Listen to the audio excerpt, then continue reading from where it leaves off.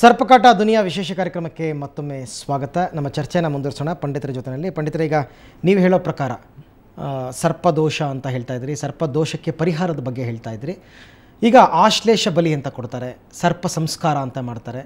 So ಏನು ಈಗ ಕೆಲವರು ಹೇಳ್ತಾರೆ ಜೀವನದಲ್ಲಿ ಒಂದು ಸರ್ತಿ ಸರ್ಪ ಸಂಸ್ಕಾರ ಮಾಡಿಬಿಟ್ರೆ ಅಥವಾ ಜೀವನದಲ್ಲಿ ಒಂದು ಸರ್ತಿ ಆಶ್ಲೇಷ ಬಲಿ ಪೂಜೆ ಮಾಡಿಬಿಟ್ರೆ ನಮಗೆ ಇದ್ದಂತಹ ಸರ್ಪದೋಷಗಳು ಮುಂದೆ ನಮ್ಮ ಭವಿಷ್ಯದಲ್ಲಿ ಬರ್ತಕ್ಕಂಥ ಸರ್ಪದೋಷಗಳು ಎಲ್ಲದಕ್ಕೂ ಪರಿಹಾರ ಸಿಕ್ಬಿಡುತ್ತೆ ಅಂತ. ಹಾಗಾದರೆ ಯಡಿಯೂರಪ್ಪನವರಿಗೆ ಈಗ ಸರ್ಪದೋಷದಿಂದ ಮುಕ್ತರಾಗಬೇಕಾಗಿತ್ತಲ್ವಾ? ಹೌದು ಹೌದು, ಖಂಡಿತ. ಸೊ ಯಾಕಾಗಿಲ್ಲ? ಆಶ್ಲೇಷ ಬಲಿ ಅನ್ನೋದೇ ಬೇರೆ, ಸರ್ಪ ಸಂಸ್ಕಾರ ಅನ್ನೋದೇ ಬೇರೆ. ಸರ್ಪ ಸಂಸ್ಕಾರ ಮಾಡೋದು ನಾವು ಪ್ರತ್ಯಕ್ಷವಾಗಿ ಸರ್ಪ ನಾವು ಕೊಂದಿರಬೇಕು, ನಮ್ಮ ಕಣ್ಮುಂದೆ ಯಾರು ಹೊಡೆದಿರಬೇಕು. ಸರ್ಪದ ದೋಷ ಬರೋದು ಹೇಗೆ ಅಂದರೆ ನಾವು ಕೊಂದಿರಬೇಕು, ಅಥವಾ ಬೇರೆಯವ್ರು ಯಾರಾದರೂ ನಾನು ಒಂದು ಸರ್ಪ ಸಿಕ್ಕಿತ್ತು ದಾರಿ ಮೇಲೆ ಹೊಡೆದು ಬಂದೆ ಅಂತ ಹೇಳ್ಬಿಡ್ತಾನೆ, ಅವ್ನು ಹೇಳಿದ್ದನ್ನು ಕೇಳಿದ್ರು ಬರುತ್ತೆ. ಹಾಗೆ ಸರ್ಪ ಬೇರೆಯವನು ಹೊಡೆದು ಬಂದು ನಾನು ಸರ್ಪನ ಕೊಂದಿದ್ದೇನೆ ಅಂದರೆ ಆ ದೋಷ ನಮಗೆ ಬರ್ತದೆ, ಅವನಿಗೆಲ್ಲ. ಹಾಗಾಗಿ ಆ ಸರ್ಪವನ್ನು, ಈ ಸರ್ಪ ದೋಷ ಅಂತ ಬರುವಂಥದ್ದು ಸರ್ಪನನ್ನು ಕೊಂದಾಗ ಬರ್ತದೆ. ಸರ್ಪ ಸಂಸ್ಕಾರ ಅಂದರೆ ವಧೆ ಮಾಡಿದ ಸರ್ಪನಿಗೆ ಮಾಡುವಂಥ ಸಂಸ್ಕಾರ. ಆಶ್ಲೇಷ ಬಲಿ ಅಂದರೆ ನಮ್ಮ ಹಿಂದಿನವರು ಯಾರು ವಧೆ ಮಾಡಿರ್ಬೋದು, ತಂದೆನೋ ಅಜ್ಜನೋ, ನಮ್ಮ ಹಿಂದಿನಲ್ಲಿ ಯಾರು ವಂಶ ಪರಂಪರೆಯಲ್ಲಿ ಯಾರು ಸರ್ಪವನ್ನು ಕೊಂದದ್ದು ನಮಗೆ ಗೊತ್ತಿಲ್ಲದೆ ಇದ್ದು ಅಜ್ಞಾತವಾಗಿ ಆದಂಥದ್ದಿದ್ದರೆ ಅದಕ್ಕೆ ಪರಿಹಾರಕ್ಕೆ ಆಶ್ಲೇಷ ಬಲಿ ಅಂತ ಹೇಳಿದ್ದಾರೆ. ನಿಜವಾಗಿ ಪ್ರತ್ಯಕ್ಷದಲ್ಲಿ ಸರ್ಪ ವಧೆಯಾಗಿದೆ ಅಂತಂದ್ರೆ ಸರ್ಪ ಸಂಸ್ಕಾರನೇ ಮಾಡಬೇಕು. ಅದು ಶಾಸ್ತ್ರೀಯವಾಗಿ ಮನುಷ್ಯರಿಗೆ ಮಾಡ್ದಂಗೆ. ಯಾಕೆಂದರೆ ಆಗ ನಮ್ಮ ಇವರೊಬ್ಬರು ಮಿತ್ರರು ಹೇಳಿದ್ರು, ಅಶ್ವತ್ಥ ಮರಗಳು ಅಲ್ಲ, ನಮ್ಮಲ್ಲಿ ಮನುಷ್ಯರಿಗೆ ಎರಡು ಸಂಸ್ಕಾರ ಇದೆ, ಜೀವಂತಿರುವಾಗ ಸಂಸ್ಕಾರ, ಸತ್ತ ಮೇಲೆ ಸಂಸ್ಕಾರ. ಸರ್ಪನಿಗೆ ಜೀವಂತ ಸರ್ಪನಿಗೆ ಸಂಸ್ಕಾರ ಇಲ್ಲ, ಸತ್ತ ಸರ್ಪನಿಗೆ ಮಾತ್ರ ಸಂಸ್ಕಾರ. ಅಶ್ವತ್ಥ ಮರಕ್ಕೆ ಸತ್ತ ಮೇಲೆ ಸಂಸ್ಕಾರ ಇಲ್ಲ, ಅಶ್ವತ್ಥ ಮಾತ್ರ ಮೊದಲೇ ಮಾಡ್ತಾರೆ. ಹಾಗಾಗಿ ಸ್ನೇಕ್ ಶ್ಯಾಮ್ ಅವ್ರನ್ನ ಕೇಳೋದಕ್ಕೆ ಇಷ್ಟಪಡ್ತೀನಿ ಸರ್. ನೀವು ಸಾಕಷ್ಟು ಹಾವುಗಳನ್ನ ಹಿಡಿದಿರ್ತೀರಾ, ಬೇರೆ ಬೇರೆ ಊರುಗಳಿಗೆ ಹೋಗ್ತಾ ಇರ್ತೀರಾ. ಈ ಹಾವಿನ ವಿಚಾರದಲ್ಲಿ ಜನರಿಗೆ ಮೂಢನಂಬಿಕೆಗಳು ಜಾಸ್ತಿ.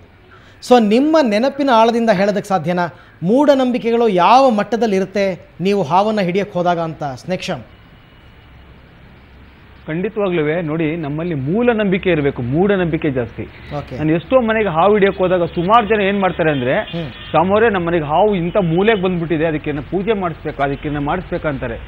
ನಾನು ಜನರಲ್ಲಿ ಏನ್ ಹೇಳೋದಂದ್ರೆ, ನಿಮಗೆ ಒಂದು ಹಾವಿನ ಮೇಲೆ ನಂಬಿಕೆ ಇದ್ರೆ ಒಂದು ಸುಬ್ರಹ್ಮಣ್ಯಗೆ ನಿಮ್ಮ ಮನಃಶಾಂತಿಗೋಸ್ಕರ ಒಂದು ಸುಬ್ರಹ್ಮಣ್ಯಗೆ ಅಷ್ಟೋತ್ರ ಮಾಡಿಸಿ, ಒಂದು 20 ಅನಾಥ ಮಕ್ಕಳಿಗೋ ಅಥವಾ 20 ಜನ ವೃದ್ಧಾಶ್ರಮಕ್ಕೂ ಹೋಗಿ ಸುಬ್ರಹ್ಮಣ್ಯನ ಹೆಸರಲ್ಲಿ ಊಟ ಹಾಕ್ಸಿದ್ರೆ ಖಂಡಿತವಾಗ್ಲೂ ಇದು ಪರಿಹಾರ ಆಗುತ್ತೆ ಅಂತ ನನ್ನ ಪ್ರಕಾರ. ಅವರ ಮನಸ್ಸಿಗೂ ನೆಮ್ಮದಿ ಸಿಗುತ್ತೆ, ಒಂದ್ 4 ಜನ ಬಡವರಿಗೆ ಊಟ ಸಿಕ್ಕಂಗ ಆಗುತ್ತೆ ಅಂತ ನಾನು ಪರಿಹಾರ ಹೇಳೋದು. ಹಾಗಾದ್ರೆ ಸರ್ಪ ಸಂಸ್ಕಾರ, ಆಶ್ಲೇಷ ಬಲಿ ಇವೆಲ್ಲ ತಪ್ಪು ಆಚರಣೆಗಳು ಅಂತೀರಾ? ನಾನು ಆಚರಣೆ ಬಗ್ಗೆ ಮಾತಾಡಕ್ಕೆ ಹೋಗಲ್ಲ, ಅವ್ರವ್ರಿಗೆ ಸೇರಿದ್ದದು. ಇವತ್ತು ಯಾವ ತರ ಇದೆ ಅಂದ್ರೆ, ನೀವು ಉದ್ಭವ ಫಿಲಂ ನೋಡಿರ್ಬೇಕು. ಹೇಳಿ. ನಮ್ದೇ ಇರೋರು 20 ಜನ ಅಂದ್ರೆ ನಂಬೋರು 2000 ಜನ ಇರ್ತಾರೆ. ಹೌದು. ಆದ್ರೆ ನನಗೂ ದೇವ್ರ ಮೇಲೆ ನಂಬಿಕೆ ಇದೆ, ನಂಬಿಕೆ ಇಲ್ಲ ಅಂತ ಹೇಳ್ತಿಲ್ಲ. ನಮ್ಮಲ್ಲಿ ಮೂಲ ನಂಬಿಕೆ ಇರಬೇಕು ಹೊರತು ಮೂಢನಂಬಿಕೆ ಇರಬಾರ್ದು ಅಂತ ನನ್ನ ಒಂದು ಅಭಿಪ್ರಾಯ. ಮೂಢನಂಬಿಕೆ ಓಕೆ. ಆದರೆ ನಮ್ಮ ರಾಜಕಾರಣಿಗಳೆಲ್ಲ ಈ ರೀತಿ ಹೇಳಿದ ತಕ್ಷಣ ಸುಬ್ರಹ್ಮಣ್ಯನಿಗೆ ಪೂಜೆ, ಆಶ್ಲೇಷ ಬಲಿ ಮಾಡಿಸ್ತಕ್ಕಂಥದ್ದು, ಸರ್ಪ ಸಂಸ್ಕಾರ ಮಾಡಿಸ್ತಕ್ಕಂಥದ್ದು, ಇದನ್ನೆಲ್ಲ ತಪ್ಪು ಅಂತ ಏನು ವಿರೋಧಿಸಲ್ಲ ಹಾಗಾದ್ರೆ ನೀವು? ಇಲ್ಲ, ನಾನು ಹೇಳೋದೇನಂದ್ರೆ, ಅವ್ರು ಏನೇ ಸಂಸ್ಕಾರ ಮಾಡಿದ್ರು ಒಂದಷ್ಟು ಜನ ಬಡವ್ರಿಗೆ ಊಟ ಹಾಕ್ಲಿ ಅಂತ ನನ್ನ ಆಸೆ.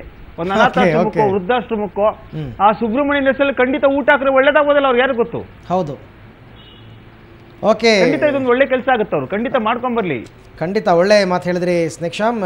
ಪಂಡಿತರೆ, ಹಾಗಾದರೆ ಈಗ ನನಗನ್ಸೋ ಪ್ರಕಾರ ಯಡಿಯೂರಪ್ಪನವರಿಗೆ ಸರ್ಪದೋಷ, ಸದಾನಂದ ಗೌಡರಿಗೆ ಸರ್ಪದೋಷ ಅನ್ನೋದಕ್ಕಿಂತ ರಾಜ್ಯ ರಾಜಕಾರಣದ ದೃಷ್ಟಿಯಿಂದ ನೋಡೋದಾದ್ರೆ ಇಡೀ ರಾಜ್ಯ ರಾಜಕೀಯಕ್ಕೆ ಸರ್ಪದೋಷ ಇದೆಯಾ ಅಂತ? ಹೌದು. ಯಾಕಂದರೆ ಈ ಕಲಿಯುಗದಲ್ಲಿ ಬೇರೆ ನಿಗ್ರಹ ಮಾಡುವಂಥ ಶಕ್ತಿ ಬೇರೆ ಇಲ್ಲ, ಅದಕ್ಕಿಂತ ನಿಗ್ರಹ ಶಕ್ತಿ ಅಂದರೆ ಇದು. ಸರ್ಪ ಅನ್ನೋದು ಎಲ್ಲರಿಗೂ ಭಯ ಹುಟ್ಟುವಂಥದ್ದು. ಯಾರಿಗೂ ಈಗ ನಮ್ಮ ಸ್ನೇಹ ಒಬ್ಬರಿಗೆ ಬಿಟ್ಟರೆ, ಅಥವಾ ಅವರಂಥ ಉರಗ ತಜ್ಞರು ಯಾರಾದರೂ ಹೋಗಿ ಸರ್ಪ ಹಿಡಿಯೋದು ಬಿಟ್ಟರೆ, ಈಗ ನೀವು ಹೋಗಿ ಎಲ್ಲೂ ಸರ್ಪನ ಹೇಳಲಿಕ್ಕೆ ಸಾಧ್ಯ ಇಲ್ಲ. ಸ್ನೇಕ್ ಶ್ಯಾಮ್ ಅವರು ಹಲವಾರು ಸರ್ತಿ ಹೇಳ್ಕೊಂಡಿದ್ದಾರೆ, ಪ್ರತಿ ಒಂದೊಂದು ಹಾವು ಹಿಡಿಬೇಕಾದ್ರೂ ನನಗೆ ಹೆದರಿಕೆ ಆಗುತ್ತೆ ಸ್ವಾಮಿ ಅಂತಾನೆ ಹೇಳ್ಕೊತಾರೆ ಅವರು. ಅವರಿಗೆ ಗೈಲಿ ಗರುಡ ರೇಖೆ ಇದೆ, ಹಾಗಾಗಿ ಅವ್ರು ಹೀಗೆ ತೋರಿಸಿದ ಕೂಡಲೇ ಸರ್ಪ ತಲೆ ಎತ್ಕೊಂಡು ನಿಂತ್ಕೊಳ್ತಾರೆ. ನಮ್ಮಲ್ಲಿ ನಮ್ಮ ಶಾಸ್ತ್ರದಲ್ಲಿ ಇದೆ, ಯಾರಿಗೆ ಕೈಯಲ್ಲಿ ಗರುಡ ರೇಖೆಗಳಿರ್ತದೆ ಅಥವಾ ಶರೀರದಲ್ಲಿ ಗರುಡ ಇದ್ದರೆ ಅವರನ್ನು ನೋಡಿದ ಕೂಡಲೇ ಹಾವು ಅದಾಗೆ ತಲೆ ತೆಗೆಸ್ತಂತೆ. ಹಾಗಾಗಿ ಅವರಿಗೆ ಅದು ಯಾವುದೋ ಒಂದು ಶಕ್ತಿ ಇದೆ. ಅದು ಅಲ್ಲದೆ ಇದ್ದರೆ ಅವರ ಪುರಾತನ, ಅವರ ಹಿಂದಿನವರು ಯಾರೋ ಒಂದಿಷ್ಟು ವಿಶೇಷ ಗರುಡನ ಆರಾಧನೆ ಅಥವಾ ವಿಷ್ಣು ಆರಾಧನೆ ಮಾಡಿ ಅನುಗ್ರಹ ಪಡೆದಿದ್ದಾರೆ. ಹಾಗಾಗಿ ಇವತ್ತು ಜನಾನುಕೂಲಕ್ಕೆ ಒಬ್ಬ ಮಹಾನ್ ವ್ಯಕ್ತಿಗಳಾಗಿದ್ದಾರೆ. ಅವ್ರು ಹೇಳೋದಲ್ಲ ಮೂಢನಂಬಿಕೆ ಅಂತೇಳಿ, ಹಾಗೆ ಮೂಢನಂಬಿಕೆ ನಮ್ಮಲ್ಲಿ ಇದೆ. ಯಾರಿಗಾದ್ರೂ ಗರುಡ ರೇಖೆ ಇದ್ರೆ ಅವ್ರ ಹತ್ರ ಸರ್ಪ ಬರೋದಿಲ್ಲ ಅಂತ. ಹಾಗಾಗಿ ಇದು ಮೂಢನಂಬಿಕೆ ಅಲ್ಲ. ನೀವು ಅದನ್ನ ಒಪ್ತೀರಾ? ಗರುಡ ರೇಖೆ ಏನಾದ್ರು ಇದೆ? ಹೌದು, ಖಂಡಿತ. ನಾವು ನೋಡ್ತೇವಲ್ಲ, ಹಸ್ತರೇಖೆಯಲ್ಲಿ ಗರುಡ ರೇಖೆ ಅಂತಿದೆ, ಭಾಳ ಜನರಿಗೆ ನಾವು ನೋಡ್ತೇವೆ. ಆ ಗರುಡ ರೇಖೆ ಇದ್ರೆ ಅವ್ರ ಕೈ ಹೀಗೆ ಮಾಡಿದ್ರೆ ಆ ಸರ್ಪಗಳು ಓಡೋಗುತ್ತೆ. ಓಕೆ, ಅದು ಖಂಡಿತವಾಗಿಯೂ ಇದೆ. ಹಾಗಾಗಿ ಅಂತ ನಮ್ಮ ರಾಜಕೀಯ ನಾಯಕರಿಗೆ ಯಾರಿಗೂ ಗರುಡ ರೇಖೆ ಇಲ್ವಾ? ಇಲ್ಲ ಇಲ್ಲ ಗರುಡ ರೇಖೆ ಇಲ್ಲ ಅಥವಾ ಗರುಡನ ಇದು ಇಲ್ಲ, ಅನುಗ್ರಹನೂ ಇಲ್ಲ. ಗರುಡನ ಅನುಗ್ರಹ ಇದೆ. ಪಂಡಿತರೆ, ಈಗ ಇದಕ್ಕೆ ರಿಪೇರಿ ಹೆಂಗೆ ಅಂತ? ಇದಕ್ಕೆ ರಿಪೇರಿ ಏನಿಲ್ಲ. ನಮ್ಮಲ್ಲಿ ಮೊಟ್ಟ ಮೊದಲನೇದಾಗಿ ನಾಶವಾಗ್ತಾ ಇರೋದು ವೇದಗಳು. ಇವರು ಬೇರೆ ಎಲ್ಲ ಸ್ಕೂಲ್ ಮಾಡ್ತಾ ಇದ್ದಾರೆ, ಇಂಗ್ಲೀಷ್ ಮಾಧ್ಯಮ ಸ್ಕೂಲು, ಆ ಸ್ಕೂಲು ಈ ಸ್ಕೂಲು ಎಲ್ಲ ಮಾಡ್ತಾ ಇದ್ದಾರೆ. ನಮ್ಮ ಸಂಸ್ಕೃತಿ ನಡ್ಕೊಂಡು ಬಂದದ್ದು ಪ್ರತಿಯೊಂದು ಇದ್ದದ್ದು ಸಹ ವೇದದ ಮೂಲ. ಈಗ ಮೂಲ ಇವರು ಹೇಳ್ದಲ್ಲ, ಮೂಲ ನಂಬಿಕೆ ಬಿಟ್ಟು ಹೋದದ್ದೇ ಇದಕ್ಕೆಲ್ಲ ಕಾರಣ. ಮೂಲವಾದಂಥ ವೇದವನ್ನು ಉಳಿಸುವಂಥ ಪ್ರಯತ್ನ ರಾಜಕಾರಣಿಗಳು ಮಾಡಿದ್ರೆ ಅವರಿಗೆ ಯಾವ ತೊಂದರೆ ಬರೋದಿಲ್ಲ. ಯಾವ ಸರ್ಪ ಭಯ, ಯಾವ ಆಶ್ಲೇಷ ಬಲಿ ಏನೂ ಮಾಡಲಿಕ್ಕೆ ಬೇಕಾಗಿಲ್ಲ. ಅವರು ಎಲ್ಲರೂ ವೇದವನ್ನು ನಾಶ ಮಾಡ್ತಾ ಇದ್ದಾರೆ. ವೇದದ ಬಗ್ಗೆ ಸ್ವಲ್ಪವೂ ಸಹ ಈಗ ಬೇರೆ ಎಲ್ಲವನ್ನು ಭಾಷೆಗಳನ್ನು ನುಡಿಸ್ತಾ ಇದ್ದಾರೆ. ಆದರೆ ನಮ್ಮ ಮೂಲವಾದಂಥ ವೇದ ಇವತ್ತು ವಿದೇಶಗಳಲ್ಲಿ ವೇದಕ್ಕೆ ಬೆಲೆ ಬರ್ತಾ ಇದೆ, ವೇದ ಉಳಿತಾ ಇದೆ, ವೇದಾನುಷ್ಠಾನಕ್ಕೆ ಮಹತ್ವ ಕೊಡ್ತಾ ಇದ್ದಾರೆ. ನಮ್ಮ ದೇಶದಲ್ಲಿ, ಅದರಲ್ಲೂ ನಮ್ಮ ಕರ್ನಾಟಕದಲ್ಲಿ, ಅದರಲ್ಲೂ ಇವತ್ತು ರಾಜಕಾರಣಿಗಳು ವೇದಕ್ಕೆ ಒಂದು ಕವಡೆಯಷ್ಟು ಬೆಲೆ ಕೊಡದೇ ಇದ್ದರಿಂದ ಮೊಟ್ಟ ಮೊದಲನೇದಾಗಿ ಇದಕ್ಕೆಲ್ಲ ಕಾರಣ ವೇದವೇ. ವೇದೋ ಮೂಲಂ ಮನುಷ್ಯಾಣಂ ಅಂತ ಹೇಳಿದ್ದೇನೆ. ಮನುಷ್ಯನಿಗೆ ಪ್ರತಿಯೊಬ್ಬರಿಗೂ ವೇದ ಮೂಲ. ಹಾಗಾಗಿ ನಾದ ಮೂಲ, ವೇದ ಮೂಲ. ನಾಗಗಳಿಗೆಲ್ಲ ನಾದ ಮೂಲ. ಅವನು ಪುಂಗಿ ತಗೊಂಡು ಊದ್ರೆ ನಾಗಗಳೆಲ್ಲ ಸುಮ್ಮನಾಗ್ಬಿಡ್ತವೆ, ನರ್ತನ ಮಾಡಿಬಿಡ್ತವೆ. ಹಾಗೆ ಎಲ್ಲ ದೇವತೆಗಳು ವೇದವನ್ನು ಘೋಷಣೆ ಮಾಡಿದ್ರೆ ತೃಪ್ತಿ ಆಗ್ಬಿಡ್ತಾರೆ, ಪೀಡಿಸುವುದಿಲ್ಲ. ಅದು ಎರಡನ್ನು ಸ್ನೇಕ್ಷಾಮ್, ಈಗ ಪಂಡಿತರು ರಾಜಕೀಯದಲ್ಲಿ ಆಗಿರ್ತಕ್ಕಂಥ ಈ ಎಲ್ಲ ಸಂಚಲನಕ್ಕೆ ಪರಿಹಾರವನ್ನು ಜ್ಯೋತಿಷ್ಯ ಶಾಸ್ತ್ರದ ಪ್ರಕಾರ ಹೇಳಿದ್ರು, ಅದರ ಆಧಾರದಲ್ಲಿ ಹೇಳಿದ್ರು. ಈಗ ಉರಗ ತಜ್ಞರಾಗಿ ನೀವೇನು ಹೇಳ್ತೀರಾ ರಾಜಕೀಯದ ಬೆಳವಣಿಗೆ ಬಗ್ಗೆ? ಖಂಡಿತವಾಗ್ಲೂ ನಾನು ಹೇಳೋದಿಷ್ಟೇ, ನಿಮ್ಮನ್ನ ಜನರು ಚುನಾಯಿಸಿದ್ದಾರೆ, ದಯವಿಟ್ಟು ನೀವು ಜನಕ್ಕೆ ಒಳ್ಳೇದು ಮಾಡಿದ್ರೆ ಆ ನಾಗದೋಷ ಖಂಡಿತ ಪರಿಹಾರ ಆಗುತ್ತೆ ಅಂತ ನಾನು ಹೇಳ್ತೀನಿ. ಓಕೆ, ಅವ್ರಿಗೆ ಒಳ್ಳೇದು ಮಾಡಿದ್ರೆ ಎಲ್ಲ ನಾಗದೋಷಗಳು ಪರಿಹಾರ ಆಗುತ್ತೆ ಖಂಡಿತ. ಇವತ್ತು ಜನ ನೊಂದ್ಕೊಂಡ್ರೆ ಖಂಡಿತ ಶಾಪ ತಟ್ಟೆ ಪಂಡಿತರು ಹೇಳ್ತಾರೆ, ಕೇಳಿಬೇಕಾರೆ. ಮನೆಗೆ ಬರೋದು ನಿಂತ್ಬಿಡುತ್ತೆ ಹಂಗಾದ್ರೆ ಹೇಳಲ್ಲ ಅಲ್ಲ, ಮನೆಗೆ ಹಾವುಗಳು ಬರೋದು ನಿಂತು ಹೋಗುತ್ತೆ. ಅವ್ರು ಒಳ್ಳೆ ನೋಡಿ ಬೇಕಾರೆ ಜನಕ್ಕೆ ಏನ್ ನೀಡಿದೆ. ಆಕ್ಚುಲಿ ನಾವು ಗೆಲ್ಸೋದು ಏನಕ್ಕೆ, ನೀರು, ನಮ್ಗೆ ನೀರು ಒಂದ್ ಕೇಳ್ತೀವಿ, ಎರಡನೇದು ಬಿಟ್ರೆ ಲೈಟ್, ಮೂರನೇದು ರೋಡು, ನಾಲ್ಕನೇದು ಗಾರ್ಬೇಜ್. ಇದಕ್ಕೆಲ್ಲ ನಾವು ಟ್ಯಾಕ್ಸ್ ಕಟ್ತಾ ಇದೀವಿ. ಈ ಟ್ಯಾಕ್ಸ್ ನ ತಗೋತಾ ಇದಾರೆ. ಅದನ್ನ ಕರೆಕ್ಟ್ ಆಗಿ ರಿಪೇರಿ ಮಾಡ್ಬಿಟ್ಟು ಜನಕ್ಕೆ ಏನೇನ್ ಬೇಕು ಸೌಲಭ್ಯ ಒದಗಿಸಿದ್ರೆ ಖಂಡಿತವಾಗ್ಲೂ ಜನರು ಶಾಪ ಹಾಕಲ್ಲ, ಆಶೀರ್ವಾದ ಮಾಡ್ತಾರೆ. ಇವತ್ತು ಸ್ನೇಕ್ಷಾಮ ಪಂಡಿತರು ಹೇಳಿದ್ರು, ಅವ್ನು ಯಾವ್ದೋ ಜನ್ಮದ ಇದರಿಂದ ಮಾಡ್ತಿದ್ದ. ಖಂಡಿತ ಇಲ್ಲ, ನಮ್ಮ ತಾಯಿ ಆಶೀರ್ವಾದದಿಂದ ನಾ ಕೆಲಸ ಮಾಡ್ತಾ ಇದ್ದೀನಿ. ಜನಗಳ ಆಶೀರ್ವಾದದಿಂದ ಜನಗಳು ಒಳ್ಳೇದಾಗ್ಲಿ ಅಂದ್ರೆ ಖಂಡಿತ ಅವ್ರಿಗೆಲ್ಲ ಒಳ್ಳೇದಾಗೇ ಆಗುತ್ತೆ. ಈಗ ನೀವು ಹಾವುಗಳನ್ನ ಹಿಡಿದಾಗ ಜನರಲ್ಲಿ ಜಾಗೃತಿ ಮೂಡಿಸ್ತಾ ಹೋಗ್ತೀರಾ ಸ್ನೇಕ್ಷಾಮ್, ಹಾವುಗಳನ್ನ ಕೊಲ್ಲಬೇಡಿ, ಹಾವುಗಳನ್ನ ಕಾಪಾಡಿ ಅಂತ ಹೇಳ್ತೀರಾ. ಈಗ ಮೂಢನಂಬಿಕೆನೋ ಜನಗಳು ಹಾವುಗೆ ಹೆದರ್ತಾರೆ, ಹಾವನ್ನು ಹೊಡೆಯುವವರ ಸಂಖ್ಯೆ ಕಡಿಮೆ ಆಗ್ತಾ ಇದೆ. ಸೊ ಹಾಗಾಗಿ ಹಾವುಗಳು ಉಳಿತಾ ಇವೆ. ಸೊ ನಿಮ್ಮ ಮೂಢನಂಬಿಕೆ ಏನಾದ್ರು ಮಾಡ್ಕೊಂಡು ಹೋಗ್ಲಿ, ಹಾವುಗಳು ಉಳಿತಾ ಇದೆಯಲ್ಲ, ಅದಕ್ಕೆ ನೀವು ಖುಷಿ ಪಡ್ಬೇಕಲ್ಲ ನೀವು?